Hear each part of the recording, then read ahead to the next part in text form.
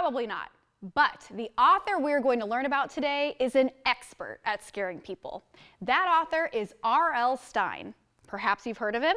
He's an Ohio native that has written a lot, and I mean a lot, of spooky stories.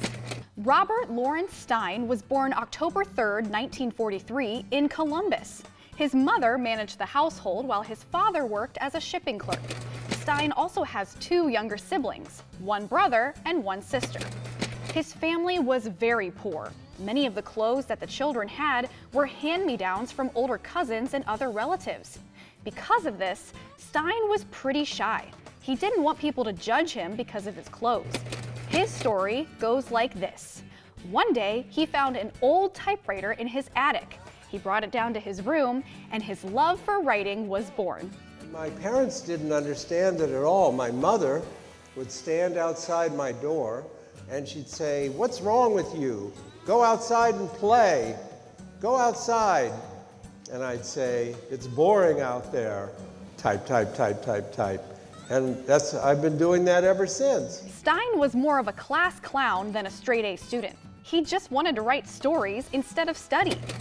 After graduating high school, Stine attended The Ohio State University in Columbus. While at college, he was editor of the Sundial, the school humor magazine. He liked to joke that he spent more time editing the magazine than attending classes. In 1967, Stine traveled to New York City to become a writer. He got a job at Scholastic, where he wrote for school magazines. Then, he began to write funny children's books. He wrote How to Be Funny, The Sick of Being Sick book, and 101 Creepy Creature Jokes. Stine later created his own humor magazine, Bananas Magazine, which he wrote and edited for 10 years.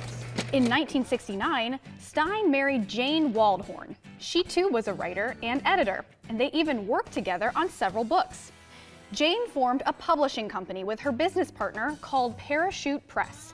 This would be the home of Stine's most popular book series. In 1986, Stine switched from writing humor and jokes to ghosts and monsters. People couldn't get enough of his first scary teen novel, Blind Date. It became the first of many bestsellers. Encouraged by the success, Stine created an entire young adult series, Fear Street. It went on to be the best-selling young adult series in history, with over 100 books. But that's not all he's known for. The most recognized book series connected to R.L. Stine was created in 1992, Goosebumps. This series for kids in middle school became an instant global phenomenon. There are over 130 Goosebumps stories. Goosebumps even became a TV show that earned the title of #1 kids show for 3 years straight in the 90s. It wasn't his only successful television program. The Haunting Hour won 3 Emmy Awards for Most Outstanding Children's TV Show in 2013, 14, and 15. In 2015, the Goosebumps series was turned into a movie starring Jack Black and 40 monsters from the Goosebumps series. And in 2023, Disney Plus released a new series also inspired by Stine's most popular series. At the age of 76, R.L. Stine is still writing. So the next time you visit the library, check out the Goosebumps series or another R.L. Stine book. There are plenty to choose from. Maybe you'll be inspired to come up with your own spooky story. No typewriter required.